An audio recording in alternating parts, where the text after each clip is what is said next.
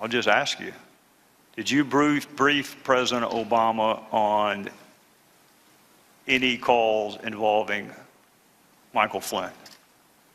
I'm not going to get into either that particular case, that matter, or any conversations I had with the president, so I can't answer that. Well, Director Comey, there's been some speculation this morning on motive. I'm not all that interested in motive. First of all, it's really hard to prove. Secondarily, you never have to prove it. But I get that people want to know. I get the jury always wants to know why. I think you and I can agree there are a couple of reasons that you would not have to unlawfully, feloniously disseminate classified material. It certainly wasn't done to help an ongoing criminal investigation because you already had the information, didn't you? Again, I can't answer in the context of this particular matter. How about in theory? Is there something a reporter would have access to that the head of the FBI would not? It's hard for me to answer. I would hope not when it relates to the I would FBI's hope not too, since it's part of our surveillance programs. I would hope that you had access to everything as the head of the world's premier law enforcement agency. I would hope that you had it all. So if you had it all, the motive couldn't have been to help you because you already had it. And Admiral Rogers, the motive couldn't have been to help you because you already had it. So in the universe of possible motives for the felonious dissemination of classified material, we could rule out wanting to help the intelligence communities and the law enforcement communities. Those are two motives that are gone now. That leaves some more nefarious motives. Is the investigation into the leak of classified information, has it begun yet? I can't say because I don't want to confirm that that was classified information.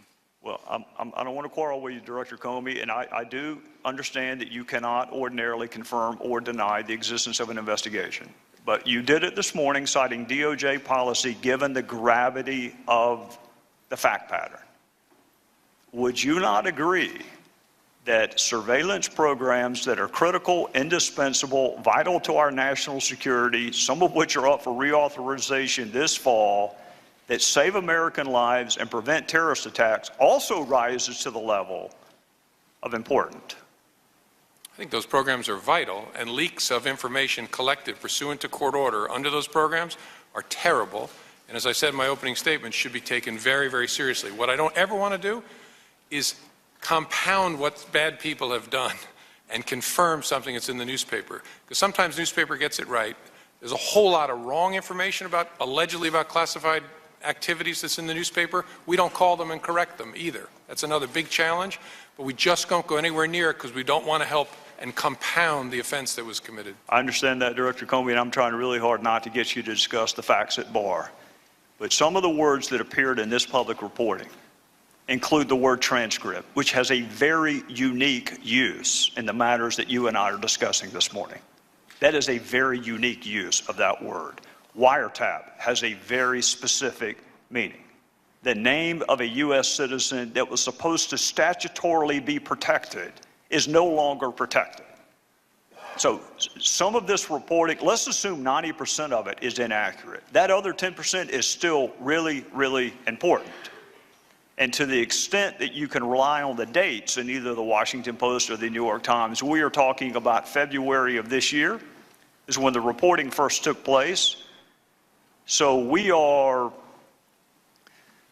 a month and a half and 2 months into something that you and I agree is incredibly important and also happens to be a felony. So I'm just simply asking you to assure the American people, you've already assured them you take it really seriously. Can you assure them that it is going to be investigated? I can't, but I hope people watching know how seriously we take leaks of classified information. But I don't want to confirm it by saying that we're investigating it. And I'm sorry I have to draw that line. I just think that's the right way to be. Well, I'm not going to argue with you, Director Comey, but it is, we're going to discuss a lot of important things today. Whether Russia attempted to influence our democratic process is incredibly important. Whether they sought to influence it is a separate analysis, incredibly important. The motive behind that interference and influence, incredibly U.S. response, incredibly important. Some of that may rise to the level of a crime. Some of it does not rise to the level of a crime. One thing you and I agree on is the felonious dissemination of classified material most definitely is a crime. So I would ask you, and I understand some of the procedures that you are up against, I would humbly ask you to seek authority from whomever you need to seek authority from.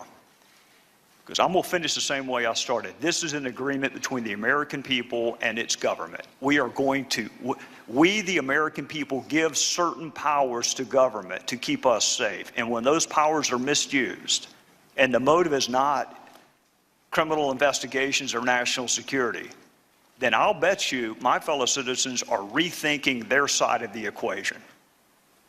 Because that U.S. citizen could be them next time. It could be you. It could be me.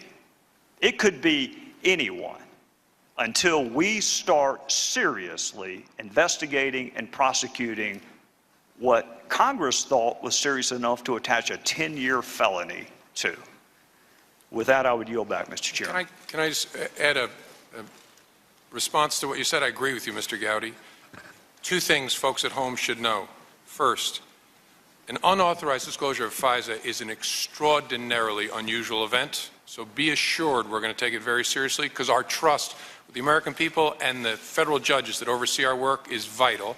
And second, that this conversation has nothing to do with 702. Folks often mix them together. 702 is about targeting non-U.S. persons overseas.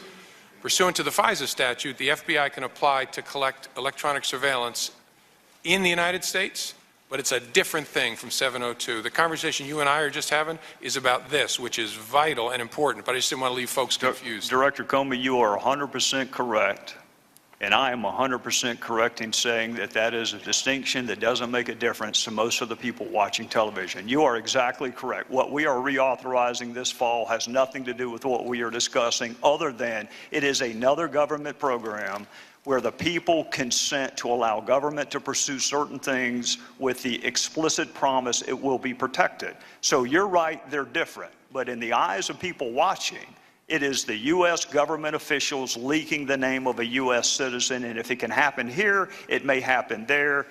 Trust me, you and I both want to see it reauthorized. It is in jeopardy if we don't get this resolved. Gentleman.